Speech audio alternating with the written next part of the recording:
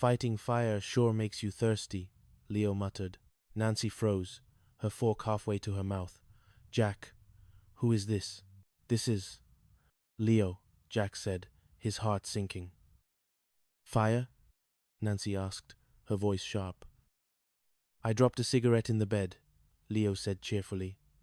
Jack's bed on fire, but it's out now. Mostly. Nancy stood up, her face a mask of disgust. Jack, you hang around with a fast crowd. A broken-down old man who sets beds on fire? Is this a joke? Leo turned to look at Nancy. For the first time, he didn't look like a confused old man. He looked at her with a profound, weary clarity. You know, lady, you're very pretty, but you've got the soul of a landlord. How dare you? Nancy snapped. She turned to Jack. Get rid of him. Now, or I'm leaving. Jack looked at Nancy. She was everything he thought he wanted. The status, the beauty, the entry into a world where people didn't have to worry about rent or shared beds. Then he looked at Leo. Leo, who had been kicked out of his home by a world that valued condominiums over people. Leo, who had stolen roses just to say thank you. Leo, who was his friend.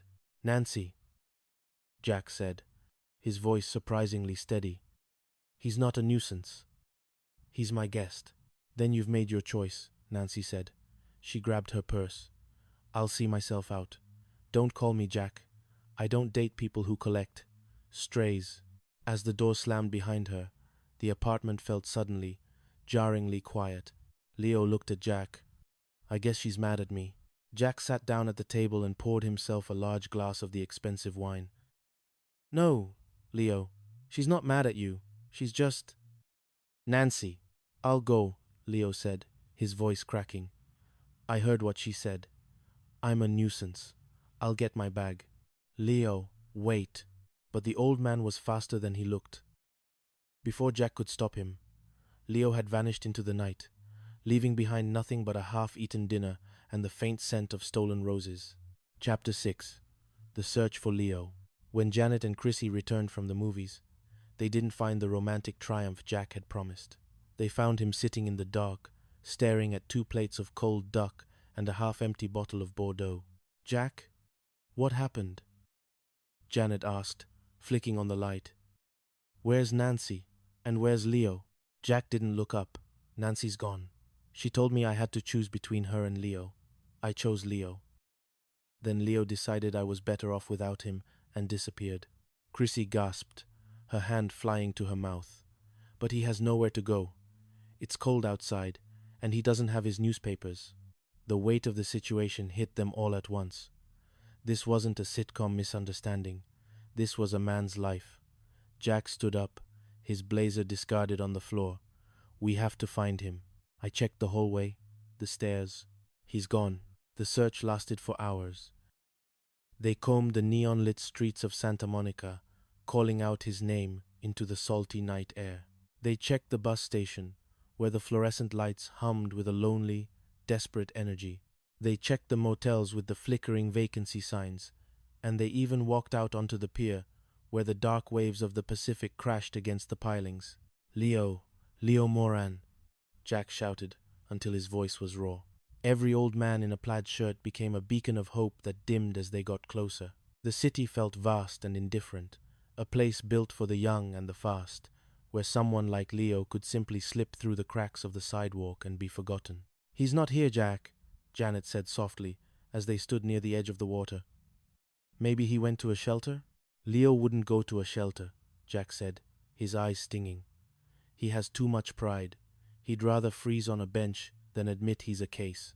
They returned to the apartment at 3 a.m., exhausted and defeated. Jack didn't sleep. He sat by the window, watching the street, waiting for a shuffle, a cough, or the smell of coffee-scented roses. Chapter 7. The Missing Person. The morning sun brought no relief. Jack was on the phone by 8 a.m., calling the police. Hello, missing persons? I'm looking for a person who's, well, missing. He's been gone all night. His name is Leo Moran. Describe him.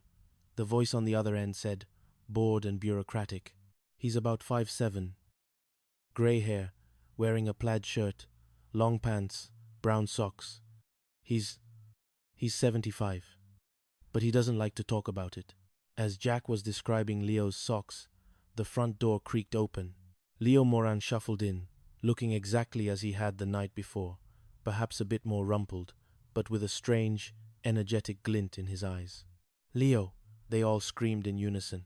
"Hey, you guys are really fast," Leo said, looking at the phone in Jack's hand. "Calling the cops already?" "I just went for a walk." "A walk?" Jack dropped the phone. "Leo, we've been worried sick. We looked everywhere. Where were you?" Leo waved a hand dismissively. "I don't need a building to fall on me, kid. I knew I was in the way. I went to get my thoughts together." He walked to the bedroom and pulled out his small, battered suitcase. "I just came back to get my bag. Thank you all, and say goodbye." "Leo." "Look, you don't have to go," Janet pleaded. "We want you here." "It's nice of you to say that, Jen," Leo said, and for a moment he looked genuinely touched. "For people with duck on their plates and yachts in their futures?" "Leo, I don't care about the yachts," Jack said firmly. "And we don't want you in some old age home where they treat you like a child." Leo stopped packing and looked at them. A slow, mischievous grin spread across his face. "Old age home? Me? That's for old folks. I got myself a real swinging pad." "What?" Chrissy blinked. "While I was out walking this morning, I ran into two old buddies of mine," Leo explained, his chest pinking slightly. "Bill and Frank. We got to talking. Seems we're all in the same boat, victims of the great condominium war. So, we decided to pool our resources and become roommates." "Roommates?" Jack asked, a smile finally breaking across his face. "That's right. I'd like you to meet them. They're waiting in the hall." Leo stepped to the door and gestured. Two figures walked in. One was a tall, elegant woman with silver hair pulled back in a bun, and the other was a petite woman with bright, inquisitive eyes behind thick glasses. "Morning, Bill." "Now, this is Lily," Leo said, pointing to the taller woman. "And that's Alice." "Bill?" Chrissy asked, confused. "It's a nickname," Lily said with a wink. "Leo's a bit of a character, isn't he?" "We're going to take care of each other," Alice added, clutching a knitting bag. "We found a 2-bedroom apartment just down the street. It's got a great view of the park benches we used to sleep on." Leo picked up his bag and stood between his two new girls. He looked at Jack, Janet, and Chrissy, 3 young people who had, for a brief moment, been his world. "You see," Leo said, "they've got a setup just like yours. And who knows, with a little bit of luck, our relationship could be just as innocent as yours." He let out a sharp, barking laugh, and as he led Lily and Alice out the door, he looked back over his shoulder. "Keep an eye on those roses, Jack. Furley's got a mean streak." Chapter 8. 50 years from now. The apartment felt strangely empty after they left. The silence was heavy, but it wasn't the sad silence of the night before.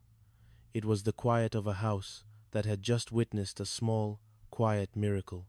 Jack walked into the kitchen and started cleaning the duck lorange.